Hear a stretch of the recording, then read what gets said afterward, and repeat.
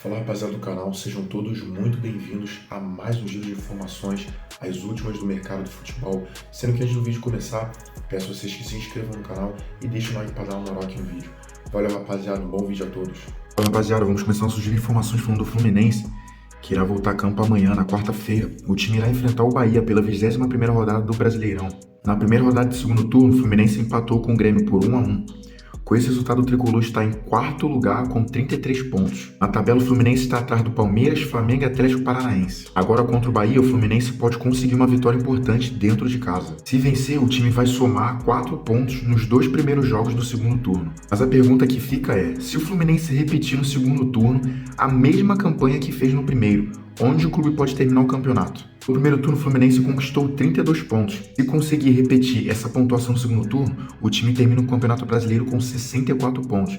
E essa pontuação pode colocar o Fluminense novamente na Libertadores. Nas últimas 4 edições do Campeonato Brasileiro, em 3 deles, 64 pontos seria o suficiente para terminar na 5ª posição. Foi exatamente o que aconteceu no ano passado. Em 2025, o Fluminense terminou em 5º lugar, com 64 pontos, depois de somar 19 vitórias, 7 empates e 12 derrotas. Mas existe uma exceção. Em 2024, o 5º colocado foi o Internacional com 65 pontos. Nesse caso, se o Fluminense terminar com 64 pontos, ficará em 6º lugar. E pelo regulamento atual, isso poderá dificultar a classificação para a Libertadores. O Fluminense também tem uma missão muito mais difícil se quiser brigar por título. Atualmente o Tricolor está em 4º lugar e tem 11 pontos a menos que o líder Palmeiras. Nos últimos 4 anos, os campeões brasileiros terminaram com mais de 67 pontos. Por isso, para chegar a essa pontuação, o Fluminense precisa conquistar mais de 40 pontos até o final do campeonato. Ou seja, além de repetir os 32 pontos no primeiro turno, o time ainda precisa fazer pelo menos mais 13 pontos para chegar perto da pontuação que costuma garantir o título. A missão é difícil, mas o Fluminense ainda tem muitos jogos pela frente.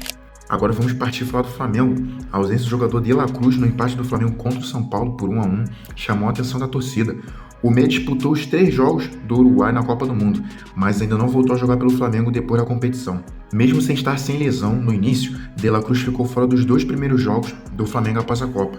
O técnico Leonardo Jardim explicou o motivo. Segundo o treinador, De La Cruz teve um novo problema físico durante os treinos no Ninho do Urubu. O jogador ficou cerca de 1 semana sem conseguir treinar normalmente. Jardim explicou que De La Cruz voltou de férias em boas condições físicas, mas durante um trabalho de força com o departamento médico, o jogador sentiu dores musculares.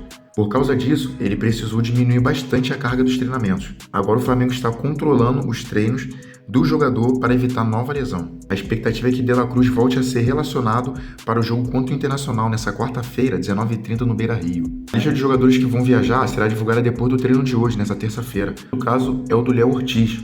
O zagueiro já se recuperou de uma lesão muscular e ficou de fora do jogo contra o São Paulo, por decisão do técnico Leonardo Jardim. O Ortiz não joga desde o dia 30 de maio, quando sofreu uma lesão na coxa direita durante uma partida contra o Coritiba. Segundo o Jardim, o zagueiro ainda não tinha condições de jogar contra o São Paulo, porque havia feito poucos treinamentos com o restante do elenco.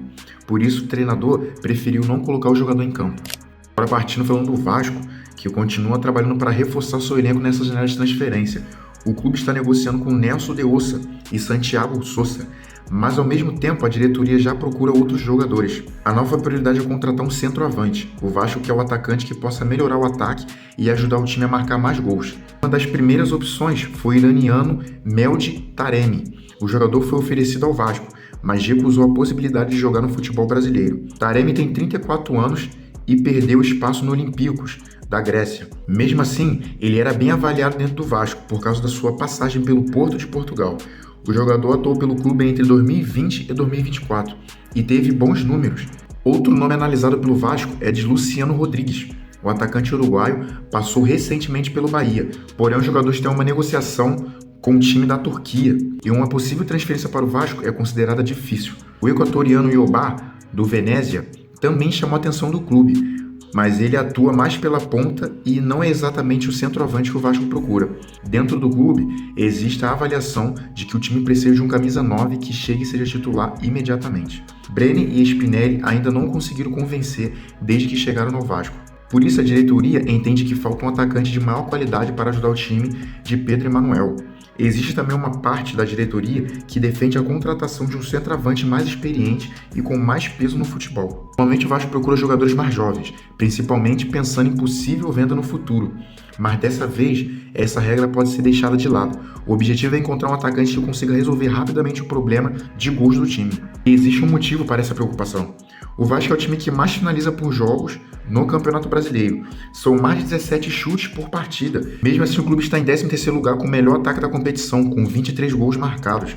Ou seja, o Vasco finaliza bastante, mas está tendo muitas dificuldades para transformar essas chances em gols. Por isso, a contratação de um novo centroavante virou uma das principais prioridades do clube. Agora vamos encerrar nosso giro de informações falando do Botafogo. A situação do jogador Santi Rodrigues chamou a atenção depois da vitória do Botafogo contra o Cruzeiro. O atacante uruguaio demonstrou irritação antes de entrar em campo. Durante o aquecimento, Santi foi chamado pelo auxiliar Luiz Felipe Fernandes, mas se recusou a entrar naquele momento. Marçal conversou com o jogador e ajudou a resolver a situação.